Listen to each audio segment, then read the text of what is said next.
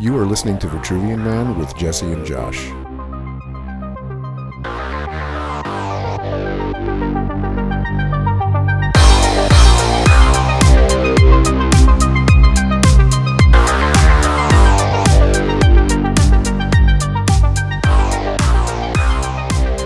Welcome back to Vitruvian Man. Josh, it's been a while. How you doing? Damn, dude, it's been a long time. I'm doing all right. How are you? Good. We had some holiday kind of getting away of our recordings and all that stuff, but it's been pretty crazy. There was also an election. That happened too. Yeah, that was a lot. That was a heck of a lot. That was a lot. I have a quote about the election. It's actually written several decades ago by Mencken, the great Henry Mencken. As democracy is perfected, the office of president represents more and more closely the inner soul of the people. On some great and glorious day, the plain folks of the land will reach their heart's desire at last, and the White House will be adorned by a downright moron. Ding, ding, ding, ding. So, yeah, that's Mencken talking about an election many decades ago. But what election was he talking about at the time? Do you know? So dumb about that. I don't. I just love Mencken. I love a million Mencken quotes and don't know really anything about him. No, like I'm such context. an idiot. But, I mean, it doesn't really need actual context. It makes sense either way. I was curious if that was about fucking Ike or somebody like that. So you and I went to so we saw Orville. That was amazing in the city.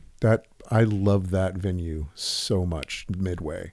That was great. The Public Works, owned by the same people. I went a couple weeks later. Oh, how much was smaller, that? But cool. That's 3 stories, right?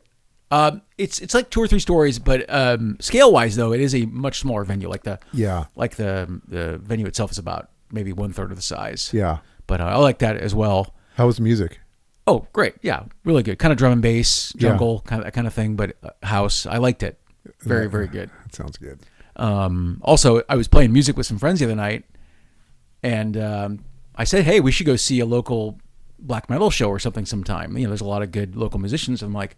They're like, when's the next one? I'm like, oh, tonight. So we went. We just quit playing, quit rehearsing, and went to a taqueria and saw a black metal band at a taqueria. And I actually got my rib cracked at a mosh pit in a taqueria. So, that sucks, but kind of cool to say that I got my rib cracked at a mosh pit in a taqueria. Are you still fucked up? Oh, yeah. Yeah. That was just last Friday, so I'm not doing too good. Did you actually crack it? It's fractured or bruised, but neither feels good. No. You know what I mean? If you've ever had that. So. No, ribs are the fucking worst. Yeah. Worst. I didn't get an x-ray because I'm not even sure unless it's like deformed, they just put like a battle flak jacket on you and it kind of There's nothing itself. they can do. No, I don't think so. And I remember I cracked a rib or two, and they were like, the biggest thing is to breathe deeply, even though you're not going to want to, because one of the things that can happen if you break your rib is you get fucking pneumonia. Oh crap! Because you're just not getting enough oxygen. You just don't inflate fully. So really, like pneumonia is basically a buildup of fluid in the bottom of your lungs. Yeah, and so you never clear that out. Interesting. Yeah. So breathe deep, buddy. Yeah, breathing doesn't hurt too much, so thankfully I think I'll be okay. That's good. So we've talked about some assholes lately. It's kind of refreshing to talk about someone we both, I think, admire greatly. Yeah. And much missed. Yeah, it'd be interesting to see what Hitchens thought about 2024. He would probably have some choice words about all this. Oh, man. But let's start it out with just a quick Hitchens quote, because just to set the mood for what we're going to be talking about today. Faith is the surrender of the mind. It's the surrender of reason. It's the surrender of the only thing that makes us different from the other animals. It's our need to believe and to surrender our skepticism and our reason, our yearning to discard that and put all our trust or faith in someone or something. That is the sinister thing to me. Out of all the virtues, of all the supposed virtues, faith must be the most overrated. Fucking A. And, that kind of typifies Hitchens. Hitchens would say God gave us, if there's a God gave us these immense brains where we're able to, unlike most animals, reason and differentiate between evidentiary stuff and made up make-believe. Yeah. And for us basically to dispose this major part of our brain for faith seems criminal to him. Just shut it down. I mean, it's willful ignorance. You're just giving up your own agency. So we didn't write up a biography on Chris Hitchens. You can look up Christopher Hitchens in Wikipedia, and he born in England and spent a lot of his life in America. Was an expat in America, writing for Variety and Slate and things like that. Amazingly, The Nation. Yeah, right. Back in the 90s, back when. Now you say amazingly because they've so shifted their ideologies. You mean? They haven't. He did. Right. He was somebody who was always willing to look at the facts and change his mind, and I respect that so much. I mean, I try to do that myself. Yeah, absolutely. If I get information presented to me, I mean, it's a scientific method, right? It's the way of looking at the world in a scientific way. If you come up with a general idea of something, and if there's information presented to you that actually contradicts it, then you take that and you change your mind. And there's so many people that don't do that. Yeah, I saw a bumper sticker. It says, question your own beliefs. Yeah, question your own beliefs. I always loved that. Yeah, always a good sentiment, one. Yeah. And then, I mean, he was a fucking commie. He was a goddamn Marxist he was a kid. And that's when, in the 90s, when he was writing for The Nation and other leftist kind of rags, he was fully into it. But when the Iraqi war came around and he sided on the Hawk side, they fucking dropped him like a rock, dude. Yeah. Well, I mean, he saw Saddam Hussein and the rise of Islam as an existential threat to the survival of the planet, and he wasn't wrong. No, he was absolutely right. He was absolutely right. The one thing that I would I would like to hear what he had to say about was one of the things that he based that idea on was the weapons of mass destruction. He believed that, and that was obviously a fucking lie. So I'd be interested to hear what he thought about that. I'm not clear about his opinion on, now that we know it was basically a lie, a war based on a lie. Yeah, I don't know his opinion, or I haven't heard him speak about that. Never afterwards. heard anything about that. Yeah, me either. Yeah. I tell you, the moment I started rewatching some of these Hitchens videos, and some of them are 2 or 3 hours, and I watched every minute of them, and incredible debates with rabbis and pastors, and obviously he would do forums on Orwell and all the other stuff too. Yeah. But like, it's such a tonic in this era of idiocy, in this era of Idiocracy. The movie, right, has become real. It's a documentary now. Yeah, it's like just watching this. And so I watched one video. It was Hitchens and Newt Gingrich on a right-wing like PBS show. And you and I have talked about Gingrich is a terrible person. Served divorce papers to his wife when she was in bed with cancer. Yeah. However, Gingrich isn't an idiot. And it's like, I'm watching this Hitchens and Gingrich talking to a right-wing host, and it's like I ate it up. It was like, oh my God, people were so smart. They were so smart.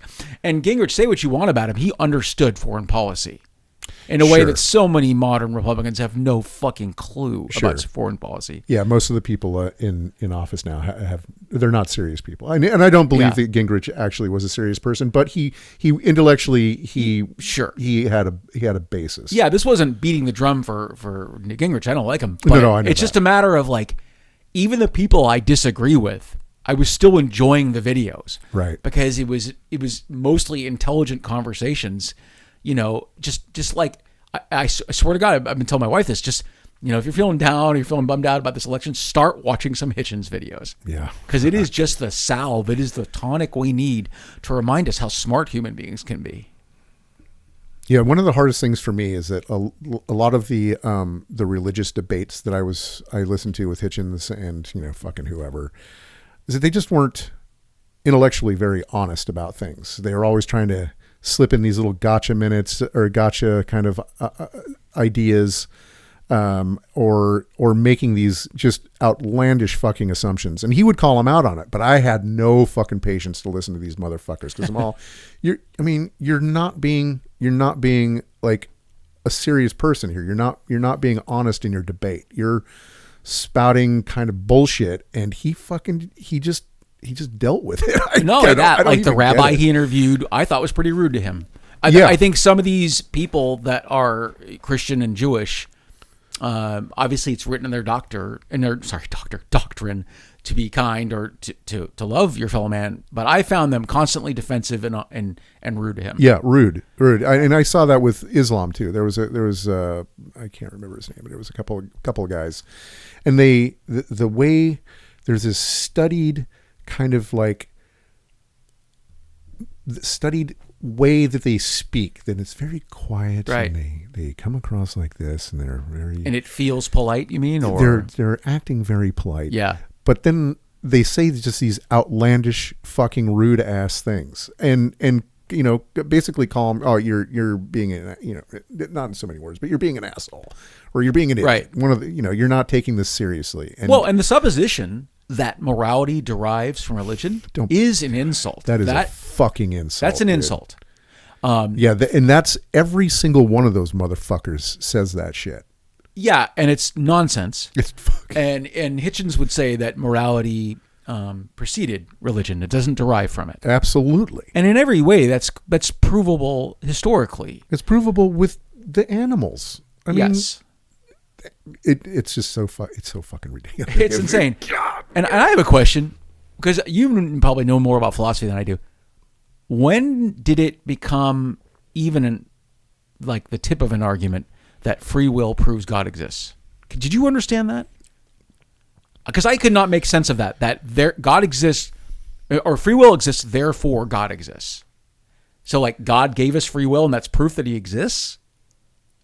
That doesn't make any sense. It's bad circular logic. Okay. Like and I don't know when. Like, I mean, basically, you can pull that out of somewhere in the Bible, but probably the New Testament. Basically, God gave you free will so that you could choose to go back to Him. And the prodigal son bullshit, right? Okay. So, but how they look at that as a reasoning source for proving God's existence, it doesn't make any sense. It's not a serious argument. It's not.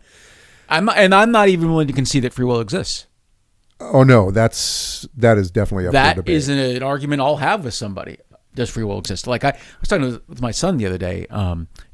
If you come to a fork in the road where you're at a store and the cashier gives you $20 extra, you have the free will to go, well, this is not my money. I'm giving this back to him. I could take this, walk away, and he'd never know it.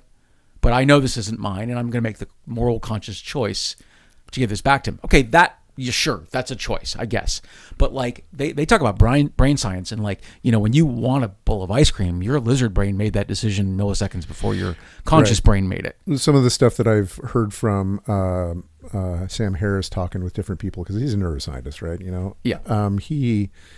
The general science right now, as far as they can tell, you've made that decision long ago. Whatever the choice is that you make, you've made that decision far in advance, either through your own morality, your own idea of things, or if it's a desire or a desire for or against something, to have or not have something, you've made that decision seconds before you're aware of making that decision. Yes, and so the more we understand brain science, I think the more we understand that free will probably is a myth. Yeah, and if you take into account background circumstances, life experience, there is no free will. Well, okay. Obviously, there's a disconnect here, because when you say free will doesn't exist, someone goes, well, I could have gone to go see that movie, but I instead decided to go out to dinner. Except that's not in any way, shape, or form based on your fight or flight reflexes. Like that simple little decision that you make to go to dinner instead of the movie. Sure, okay, maybe you could make that argument that is a conscious free will decision. But I would argue that most of what you're doing throughout the day is done by your lizard brain, and to quote again, to do this one more time, we are ductless. I'm sorry, we are intelligent beings governed by our ductless gland and viscera. Right. Right. Like so we're these smart, incredibly brilliant things, but most of our decisions are governed by our fight or flight reflex, by our lizard brain, by things we have no control over. I would say even further than that it doesn't matter if it's fight or flight. It doesn't matter if there's a fear or something like that. It's any decision that you've made is purely a result of your vector of experience, right? And So you're saying it's more of a reaction than it is a decision? Like it's more of a reflex than it is a decision? No. So I feel like the decision has already been made because of your vector in time and experience. Right. And if you decided to go to dinner instead of a movie, maybe the dinner option just popped up, and that was where it was going to go. I really, it's an illusion. The idea of free will is an illusion, I feel like. And if you look at human behavior throughout the centuries, I think it proves that. Yeah, I agree. So many things are done, for a visceral kind of base reason and not an intelligent and thoughtful. No, I mean, look reason. at, having an affair or something like that. There's that's not free will. That kind of thing, and the bad side of that idea though, is that there's a lot of people that say, oh, well, I have an excuse to do whatever the fuck I want because I haven't got free will. And then how does that play into incarceration and all those kinds of things? There's a lot of fucking moral questions that come up if you take free will out of the picture. Speaking of moral questions, did you happen to see, oh boy, you would have liked this. I can't stand Sean Hannity, but I did watch a bit with Sean Hannity, Chris Hitchens, and some, let's say, stooge who was standing in for Christian. He was like a priest or something. So it was they were talking about the story that Jerry Falwell just passed away. Did you see the Hannity Jerry Falwell thing with Hitchens? So no. So they start out. Hannity goes, oh, well, he says the pastor who's on the show, oh, sad day, Jerry Falwell, blah, blah, blah. The pastor goes, yeah, it's a sad day, blah, blah, blah, blah. Hitchens goes, why is this sad? Yeah, what's the fucking problem here? He doesn't even concede the premise. And that's most of the show, is them outraged at him for saying that Jerry Falwell's passing is good. Basically he's leaving the world a better place because of his answers. Absolutely. No, that's awesome. Yeah. And, it's funny because we were always taught, I don't know, as kids, I guess a lot of people were taught, you don't say bad things about the dead. You don't. Fuck it's that. The Reverend Fred Phelps, made the world worse when he was here, especially for certain groups of people, obviously. Did that fucking sack of shit, is he Yes. dead? Yeah. And when he died, okay, I was happy. Yeah. Good riddance. Yeah. I uncork some champagne. Yeah. This piece of garbage is gone, and the world will be a better place as a result. So, anyway, that was pretty great. Hitchens basically saying, how dare you have me on here and then tell me what I'm supposed to think about this? Yeah. You had me on here to agree with you? I don't agree with you. I don't agree that him dying is a bad thing. That's so fucking pretty funny. Incredible. Yeah, that's good stuff. Yeah, he did. So, real quick, Yeah. One thing I heard in my listenings is that you could call him Hitch, you could call him Hitchens, you could call him Christopher, never call him Chris. Oh, he hated that? Yeah. Did I call him Chris? Yeah, I did. Oh, and so he did. That was the one moniker he did not like. That was the one thing. The one sobriquet he did not deal prefer. with. Okay. Yeah. Okay, I got it. Just for what it's worth. Okay, Christopher. He I don't know, this is just a little tangential story, but did you happen to see Penn Jillette's story about Christopher Hitchens? Oh, no. Real quick, Oh, you told me that. Oh, That's yeah. a good one. Penn's just a famous atheist, but not a drinker at all, never had a drop of alcohol in his life. And one day there's like a party at Penn's house, and Hitchens and Penn know each other. And Christopher Hitchens shows up at his door with a bottle of Jack Daniels. And Penn's like, oh, I don't have alcohol in my house. And Christopher's like, you're not going to let me in? He goes, I don't know what I'm going to do. It's like kind of a sanctuary. Like, we don't drink in this house. It's just a sober house. And Hitchens like, are you seriously not going to let me in?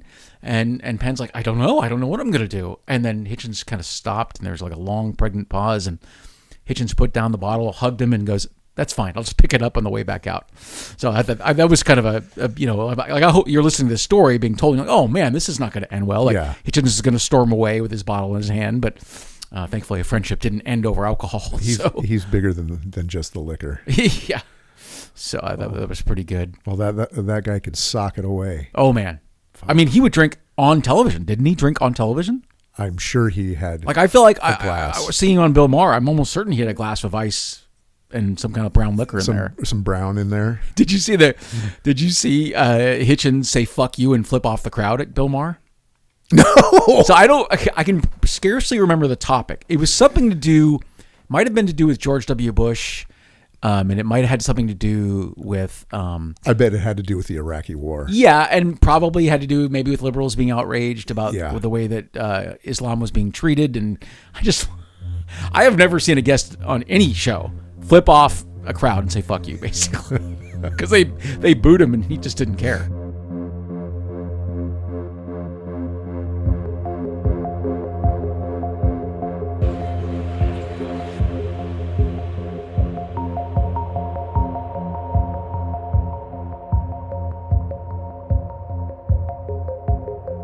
You just gotta love a guy that's his confidence in his own belief system. Right. And that comes from his willingness to be incorrect and correct that. Like that, I feel like being that confident comes from being willing to be wrong.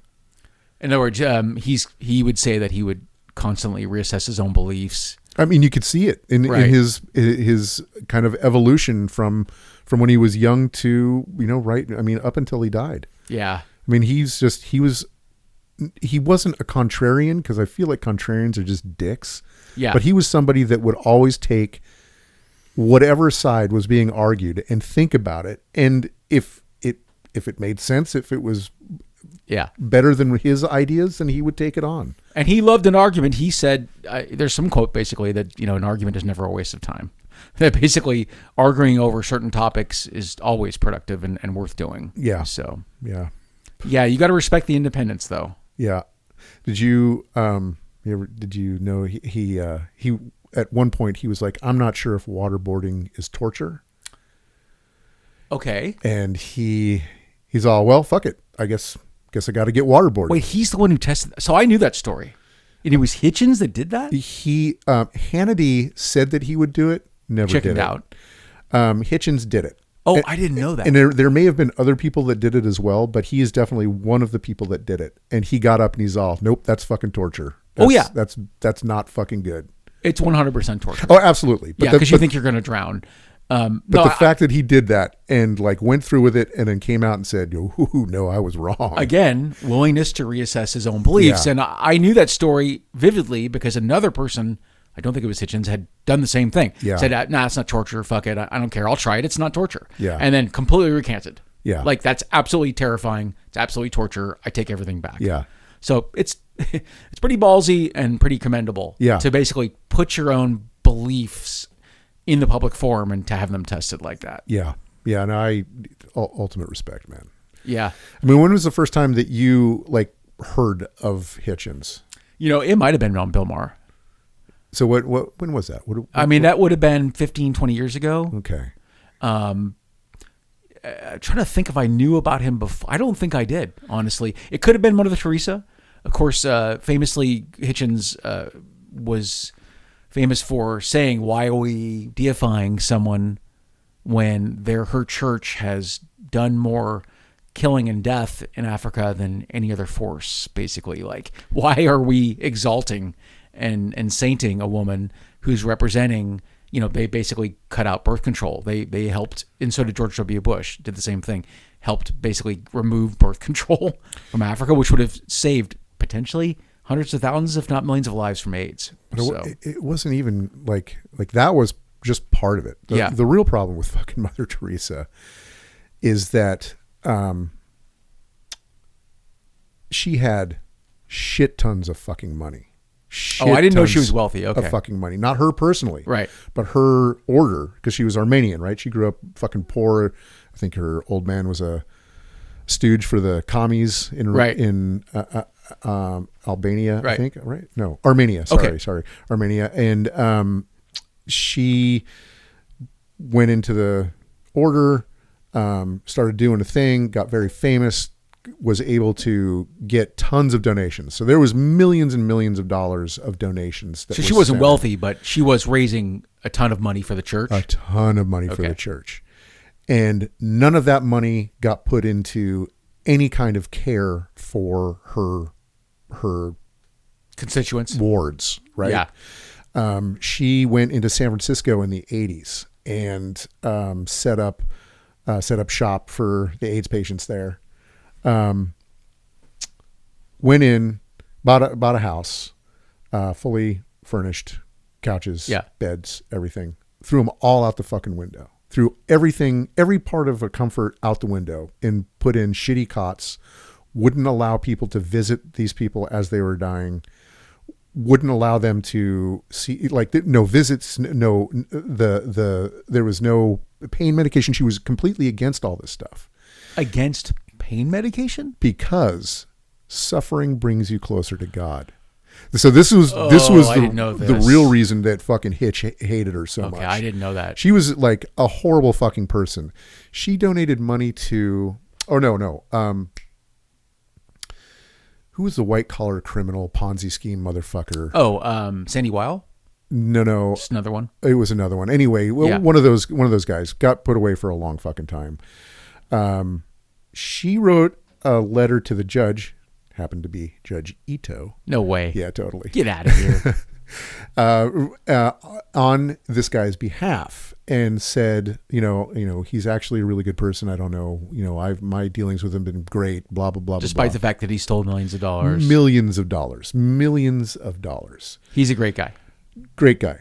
So the prosecutor wrote back and said, you're wrong, and laid out the reasons that she was wrong, and said, if you were really interested in doing good for poor people or for people, you would return the money that he donated to your order. Wow. And she didn't. Of course she didn't. Right? So, and never That's heard great. back, right? Oh no, and I can't fucking remember the guy's name, but you'd recognize it. I mean, he died in prison, but oh yeah, I know what you're talking about. I just couldn't think of his name. Yeah. So that his takedown of her was pretty fucking epic. That's pretty awesome. Where do you think you first saw Hitch? It was Four Horsemen. Do I know what that is? Sam Harris, Daniel Dennett. Okay. You saw him live? Dawkins and Hitchens. No, but I started kind of really I was kind of like agnostic and, always kind of looking at stuff. Atheist adjacent, agnostic. But then those guys came out and I'm like, oh, these are my peeps, right? So Richard Dawkins, Sam Harris, Christopher Hitchens, and who am I forgetting? Daniel Dennett. Okay, I don't know much about Daniel Dennett. So. Yeah, I mean, he's actually, I think he just died not that long ago too. But he was that big four. Those were the Four Horsemen, and they would go around and they would do all kinds of debates they came out because of Islam. And I thought that at the time they were focusing Sam, I think, really focused on Islam specifically, but then they branched out and were going after fucking everybody. Yeah, so they really did bring atheism to the popular culture. Yeah, and there was a huge backlash against the new atheists, right? Uh-huh. It's a religion. Did you know that, Josh? Dude, fuck you. That atheism is a belief. Actually, no. That's a stupid opposite. thing to say. It's the exact fucking opposite. It is not a religion. It is the opposite of religion. And to call it a belief makes me think you don't understand what an atheist is. Right. Because they're rejecting God based on no evidence.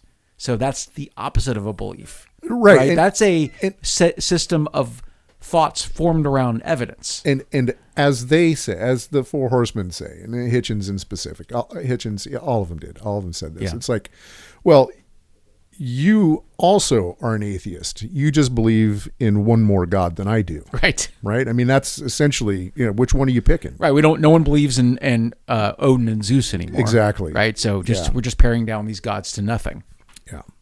Yeah. Obviously, Dawkins would say that your religion is an accident birth. Right. So basically, for sure, if you're born as a child sex slave in India, you're going to hell if you don't get baptized.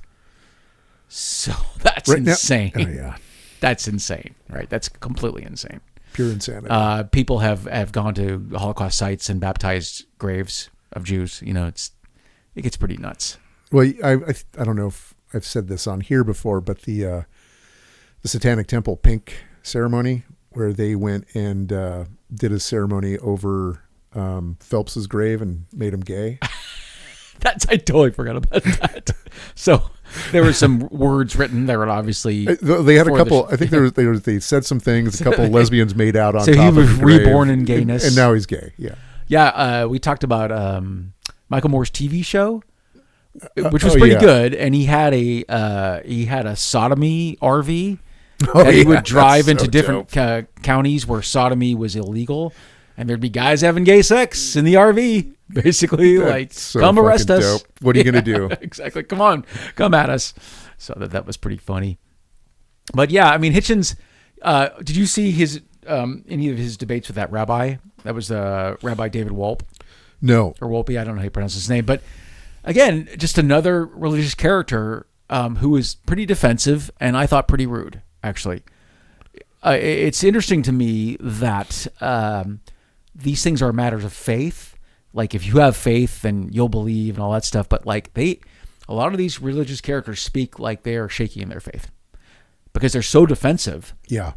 That it's like, well, I mean, if you believe so resolutely, then why are you so on the defensive about this? You pull out one Jenga block and it's over. Yeah, exactly. Right. I mean, once one of those fundamental pillars of your faith goes away, it's all gone. So Yeah. it doesn't surprise me that they would be so defensive and worried about it. Yes. It just feels to me like your faith isn't that strong. Right. You probably didn't see, it's a little bit of a tangent. Did you happen to see the Eric Idle, Michael Palin on British television in like 1980 talking about the life of Brian? No, but I am already happy about it. It's great. Yeah. And those guys are as intelligent as anybody, the Monty Python guys. Yeah. They can out-argue anybody on any topic. They went to Oxford and They're all very smart. Cambridge or whatever. I mean, they're Yeah. very educated men, and they had two flunkies in there. One a Catholic bishop and another just a Catholic talking head. And it's fascinating to me. Again, super insulting, just constantly insulting the movie, and just unable to come up with a coherent argument against it, or even a decent. Just it's so hilarious to me, that I so often in these debates, the atheist is the intellectual superior. Absolutely. Faith gets in the way. I mean, and I have friends and family that I really respect that are very, very religious people. Let's be clear. There are smart religious people. That is 100% a thing. Yeah. Absolutely. But these people also don't act like fucking assholes, right? I mean, they're not trying to force their religion into you.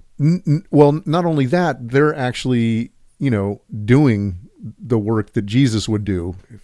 Meaning they're decent people and they're trying to help their fellow man. Helping the poor, right. Helping family, like always trying to do the right thing morally, like upstanding people. Right. But that being said, just because you believe in that doesn't make you a moral person. Absolutely not. Yeah. I mean, do we need to say out loud that religion has no moral high ground? That if you look at the crime and sexual assault perpetrated by religion over the last 100 or if not thousands of years, I mean, it's too numerous to even mention. Look at the fucking pedos, man. Yeah. I mean, again, when Sinead O'Connor tore up a picture of the Pope on Saturday Night Live, I didn't know much about her. And I just remember thinking, people were like, oh, what a jerk, what an asshole, what a stunt, what a publicity stunt. No, much like Cop Killer by Body Count, she was warning us about the Catholic Church. Well, fuck. I mean, she grew up in Ireland and Yes. knew about all the horrors that happened there. Yeah, young women were suggested to basically torture prisons by nuns. Yeah. A girl could kiss a guy. The family could observe it and put these young women in these Catholic prisons where they were tortured by nuns. Yeah. Horrible. And that's what happened to Sinead O'Connor. Yeah. So that kind of informs Sinead O'Connor's disliking the Pope. I remember when that happened, and I remember watching that live that night. Yeah. I was like, fuck yeah. Because I went to Catholic school and I was like, fuck these. You were already motherfuckers. a Reformed Catholic, already sick of the whole thing. It was all bullshit. My mom, I never was raised with any religion, but she sent me there because she thought the schooling would be better. I totally get it. Right. But when I got out, I was like, these motherfuckers, right? And then when I saw that, I'm like, God, there's that's awesome.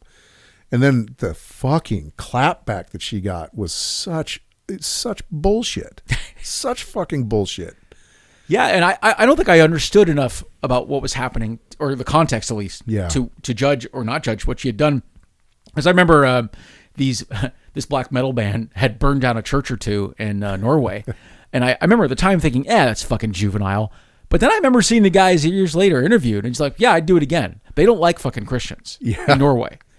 And like that wasn't just a stupid, like, moronic, drunken act. That's like, we don't fucking like Christians. And here's the guy who did it said, I'd do it again. And here's what I'm going to do. Yeah, exactly.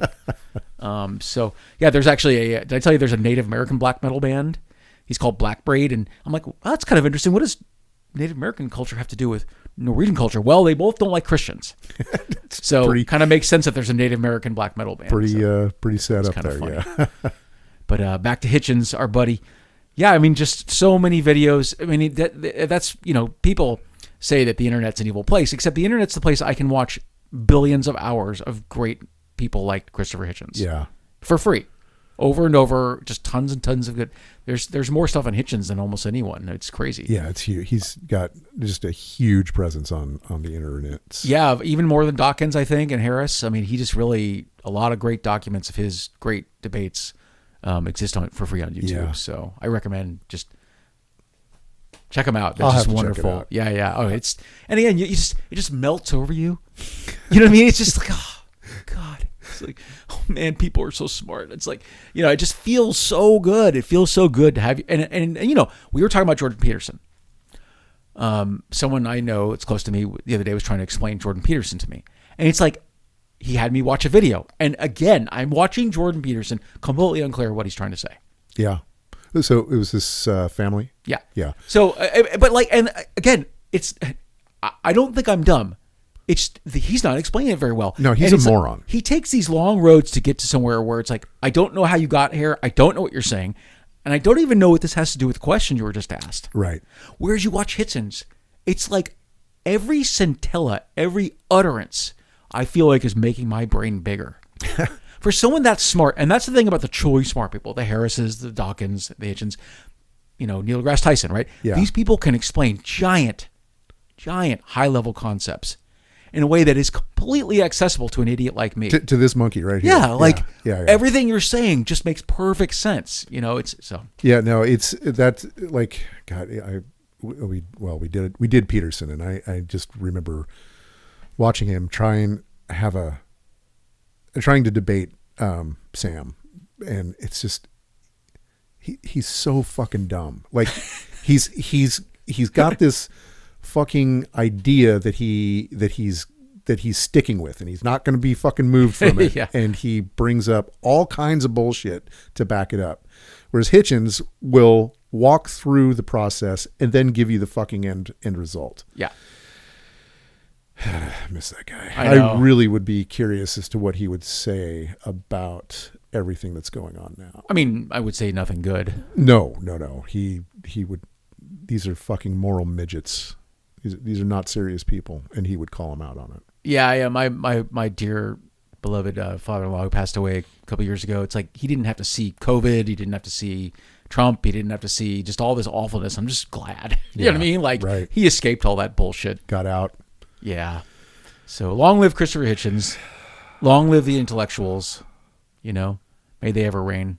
How do you think this fits into good masculinity? Well, yeah, I think watching Hitchens interact with women, for example, at these book signings and some of these debates, and so people would be able to ask questions.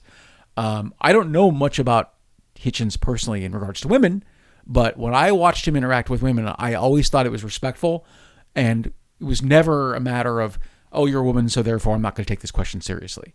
He seemed to take all questions seriously and to give respect to any one that was coming up to ask him a question. So, I mean, I think that a lot of what he did against religion was based on fighting for women's rights. And fighting against anti-Semitism, fighting against hypocrisy, and fighting, basically saying that how can you subscribe to religion when it treats women this way? It's women, unacceptable. Gay people. Yes. Everybody. Yeah. Yes. I mean, he was a gay man, wasn't he? Or he's bisexual? So I think that he was. I think that I know that he fooled around with dudes when he was younger. I don't know if that carried through for the rest of his life. He told Stephen Fry. Yeah. He told him that he had slept with two of the people in Parliament, but he wouldn't tell him which two. That's great. Because, I mean, he went to, elite schools when he was younger. So he was exposed to all those people and went to school with them. And they all, You said exposed. He did say, of all the most overrated things, champagne, anal sex, and picnics are the most overrated. That was kind of funny. So I can concur with two, and the third, he said lobster too. He said lobster. More research, so, I guess. And by the way, we haven't even talked about how funny he is. I mean, Hitchens is funnier than many comedians. I would say. Man, I mean, even in his writings about very serious subjects, he's fucking hilarious. Yeah, the guy knows his humor and made me laugh several times. And his takedown of things is so funny. It really is just hilarious. Yeah, there is a music to his speech. Yeah. Right? There is this like journey he's taking you when he's talking, and such an orator, and it's like, wow. Yeah. So impressed by him. But how does it relate? I mean, to me, a man that uses his brain and his masculine, well, we don't have to say masculinity, but a man that, works to make the world a more reasonable, better place is the opposite of toxic masculinity. That's what true masculinity is, hopefully, which is to use your powers, whatever they may be, to make the world better. And I think he did that. Absolutely. And like I was saying earlier, his willingness to be wrong also, I think that really fits in there. His willingness to learn, always learn, be wrong. It would be a trait of earlier man, right? To basically, I'm right, me right, right? And not observe evidence and not change your opinion. Yeah. And I think alpha males would say, remember George W. Bush was the decider. Oh my God. He was proud of the fact that he didn't read newspapers. Yeah. And he called himself I'm the decider. Great. Mission accomplished. So you're misinformed and you make decisions. You're good at making decisions based on your misinformation. And 1 million Iraqis died, right? You made a great decision there. You were so decisive. Hella deciding. Did you have any other Hitchens notes that you want to go over? No, or? I think we hit it all. I'm too tired to do an asshole of the week, but I have a couple quotes. All right. I think you'll enjoy these. Anais Nin, she was a girlfriend of Henry Miller, great writer herself. She said, when others asked the truth of me, I was convinced it was not the truth they wanted, but an illusion they could bear to live with. Pretty cool. Yeah, she was pretty exceptional. Very thoughtful, absolutely a good, philosophically and an interesting person. Yeah. Sharon Creech is a name you probably don't know, but she's a children's author. But boy, is this a quote. Then I thought, boy, isn't that just typical? You wait and wait and wait for something, and then when it happens, you feel sad. But that's so profound. Like, you and I went to that show the other night, and it was incredible. I felt sad in the middle of that show, but like, have you ever done that where it's like, you look forward, and just in the middle of it, you're like, oh, what's happening to me right now? I've been looking forward to this for months, and now I feel sad. What's happening right now? I don't know if I told you. Yeah. Maybe I did on the way home, but when we were at that, there's a point where it was fucking epic. The sound is great. Those guys are awesome. Music, the crowd. We're talking about Orbital. Orbital, yeah. The crowd was fucking just super into it. Yeah. And at some point I was like, is this what the Weimar Republic was right? It was like right before it fell. I mean, so they had a song called Halcyon Days. Yeah. And you were lamenting, like, is this our Weimar Republic? Is this it? Is this the time before the fall? Yeah. Right. So that might be a different thing entirely, but exactly. But I definitely had that feeling at that show. I sympathize. I really do. I got one more, and I think you're going to. I have to say. Oh yeah, what were you going to say? All the furries out in the fucking audience. Oh yeah, that was great. And the fucking gay guys kissing, and fucking just the whole thing was so fucking awesome. It was so dope. And then to have a celebration of diversity, and freedom, and I art. would say, art, diversity, freedom. It was all at that show. It was just the tonic we needed after a rough election. Yeah, that was epic. Speaking of election, I got one more. All right, fine. Now, this was attributed to Eminem. It's not Eminem. He's quoting a pastor, John Pavlovitz. I am not a liberal snowflake. My feelings aren't fragile. My heart isn't bleeding. I'm a badass believer in human rights. My toughness is tenderness. My strength is in the service of others. There is nothing more fierce than formidable, unconditional love. There is not a thing more courageous than compassion. I mean, yes. That's like, that's what we're talking about. That could be our byline. That's our byline, Yeah. right? Like, it's not unmasculine to feel empathy for somebody. Yeah. It's not unmasculine to be kind to somebody, to help somebody. To do the right thing. All right, brother. Did we solve it? Sure.